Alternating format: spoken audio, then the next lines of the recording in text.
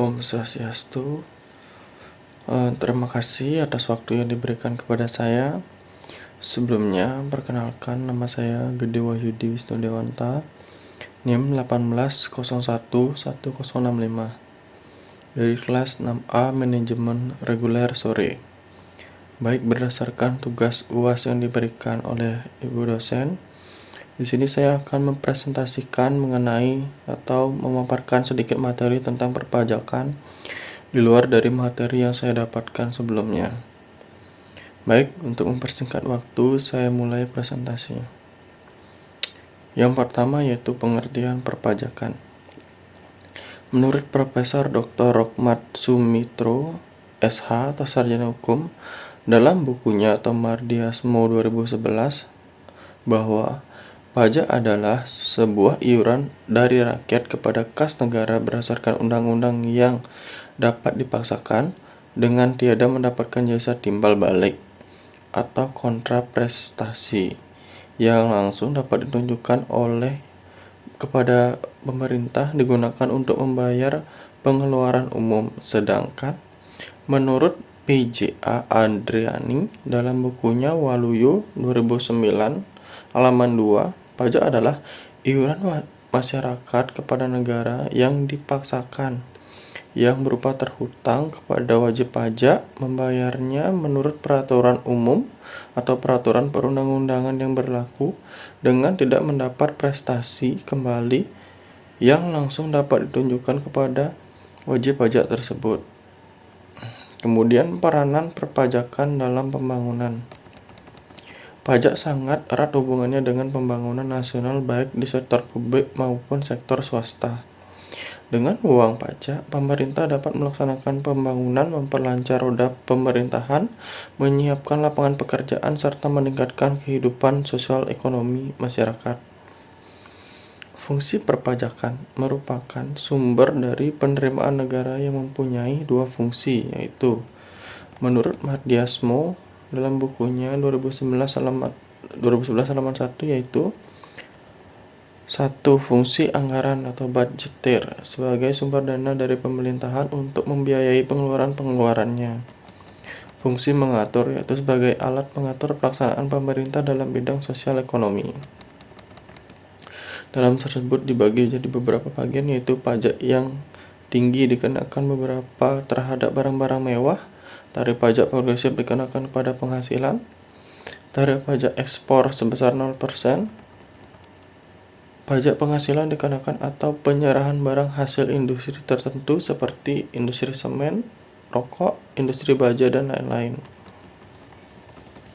Kemudian jenis-jenis perpajakan. Ada beberapa jenis perpajakan, yaitu yang pertama, pajak langsung dan pajak tidak langsung. Maksudnya, pajak langsung adalah pajak yang bebannya ditanggung oleh diri sendiri, wajib pajak tersebut, dan tidak dapat dialihkan kepada orang lain. Kemudian, pajak tidak langsung adalah pajak yang dimaksudkan oleh yang membayar kepada pemikulnya. Jadi, pajak ini dapat dilimpahkan atau dibebankan kepada pihak lain. Kemudian pajak subjektif atau pajak objektif. Pajak subjektif adalah pajak yang berpangkal pada subjeknya, sedangkan pajak objektif berpangkal pada objeknya. Suatu pungutan disebut sebagai pajak subjektif karena memperhatikan keadaan diri dari wajib pajak. Contoh pajak subjektif yaitu pajak penghasilan atau PPh yang memperhatikan tentang kemampuan wajib pajak dalam menghasilkan pendapatan atau uang. Pajak objektif merupakan pungutan yang memperhatikan nilai objek pajak. Contoh pajak objektif adalah perhitungan pertambahan nilai atau PPN dari barang yang dikenakan. Pajak pusat atau pajak daerah. Pajak pusat adalah pajak yang dipungut oleh dan dikelola oleh pemerintah pusat. Dalam hal ini, sebagian besar dikelola oleh Direktorat Jenderal Pajak atau DJP. Beberapa berada dalam subjek pajak nasional. Pajak daerah merupakan pajak-pajak yang dipungut dan dikelola oleh pemerintah daerah, baik tingkat provinsi maupun kabupaten kota. Jenis-jenis atau sel-sel pajak. Yang pertama yaitu sel-sel nyata atau sel-sel real. Ini berdasarkan pengenaan pajak penghasilan yang benar-benarnya diperoleh dan di setiap tahun pajak. Kelebihan sistem ini adalah pajak yang dikenakan lebih realistis, sedangkan kelemahannya adalah pajak baru akan dikenakan pada periode akhir, yaitu setelah real dikenakan. Sel-sel anggapan atau fiktif sel-sel. Sel-sel ini bekerja dengan suatu anggapan yang bermacam-macam tergantung dari undang-undang yang mengaturnya. Kelebihan dari pajak ini yaitu pajak dapat dibayar selama 1 tahun berjalan tanpa harus menunggu pajak akhir tahun. Yang ketiga ada sel-sel campuran, yaitu sel-sel ini merupakan kombinasi dari kedua sel-sel di atas. Pada awal tahun besarnya pajak dihitung berdasarkan suatu anggapan, kemudian pada akhir tahun berdasarkan pajak disesuaikan kepada keadaan sebenarnya. Asas pungutan pajak. Asas pungutan pajak dibagi menjadi beberapa, yaitu asas falsafah hukum. Menurut teori yang dibenarkan dalam pungutan pajak yaitu yang pertama, teori asuransi. Teori ini mengutamakan pajak ini diibaratkan sebagai premi yang harus dibayar oleh setiap orangnya. Yang kedua yaitu teori kepentingan. Teori ini mengatakan bahwa pembagian beban pajak harus dibagi berdasarkan masing-masing kepentingan orang dalam tugas pemerintah. Yang ketiga yaitu teori gaya pikul. Teori ini mengatakan bahwa setiap orang wajib pajak wajib sesuai daya pikul masing-masing. Yang keempat yaitu teori bakti. Teori ini disebut sebagai juga teori kewajiban pajak mutlak, mengatakan bahwa pembayaran pajak merupakan tanda bakti kepada seseorang terhadap negara. Yang kelima yaitu teori asas gaya beli. Menurut teori ini, pajak diibaratkan sebagai pompa yang menyedot daya beli seseorang yang kemudian dikembalikan kepada masyarakat melalui saluran lain. Yang keenam yaitu pajak pungutan menurut Pancasila. Menurut teori ini, pungutan pajak dibenarkan. Pembayaran pajak adalah pengorbanan setiap anggota keluarga untuk kepentingan keluarga tanpa mendapatkan imbalan.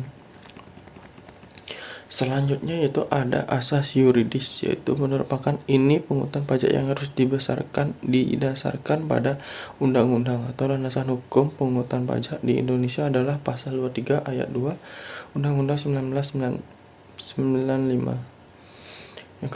Yang ketiga yaitu asas ekonomi. Asas ini menekankan pada pemikiran bahwa negara menggodaki agar kehidupan ekonomi terus meningkat. Yang ketiga ada asas finansial. Sesuai dengan fungsi budgeter, maka sudah barang tentu bahwa biaya pengenaan pajak harus sekecil-kecilnya dibandingkan dengan pendapatan mereka. Sistem pungutan dalam perpajakan.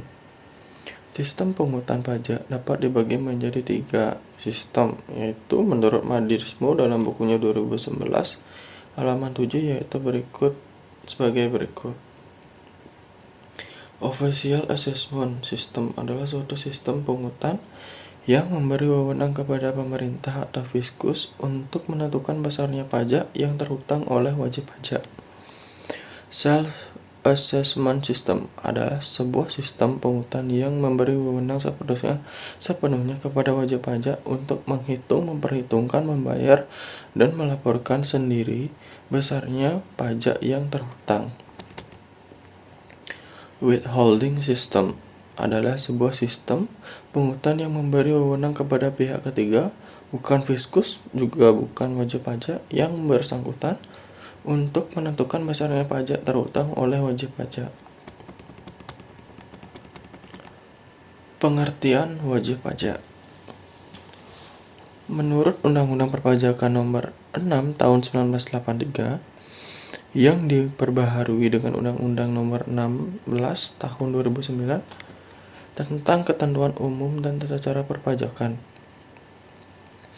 wajib pajak adalah orang pribadi atau meliputi membayar pajak, pemotongan pajak, dan pemungutan pajak yang mempunyai hak dan kewajiban perpajakan sesuai dengan ketentuan peraturan perundang-undangan pajak. Mengacu pada pengaturan perpajakan, pengertian wajib pajak adalah setiap orang yang terlibat dalam aktivitas perpajakan termasuk membayar pajak, pemotongan pajak, pemungutan pajak. Karena itu disebut sebagai wajib pajak, seorang memiliki hak dan kewajiban yang harus dipenuhi. Hak ini adalah kewajiban ini dilindungi oleh pemerintah melalui undang-undang. Jenis-jenis hukum pajak, yaitu ada hukum yang dikenal sebagai dua jenis, yaitu hukum pajak material, ada hukum pajak formal. Yang pertama yaitu hukum pajak material. Hukum pajak material merupakan peraturan perundang-undangan tentang keadaan perbuatan peristiwa hukum yang menjadi syarat suatu menjadi objek pajak, subjek pajak, besarnya tarif pajak, dan semua berkaitan dengan ada satu dihapusnya pajak. Hukum pajak material ini mengatur juga terkait dengan hubungan antara pemerintah dan wajib pajak. Hukum pajak formal. Hukum pajak formal merupakan kumpulan peraturan yang berisi tentang tata cara untuk merealisasikan hukum material di Indonesia sendiri. Hukum pajak formal ini memuat beberapa ketentuan seperti sistem dan prosedur pemungutan pajak, hak-hak fiskus untuk monitoring dan evaluasi, ketentuan pendaftaran, ketentuan pelaksanaan kewajiban pajak.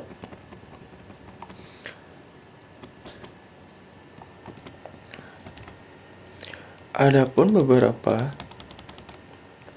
ketentuan pajak formal yang berlaku di Indonesia.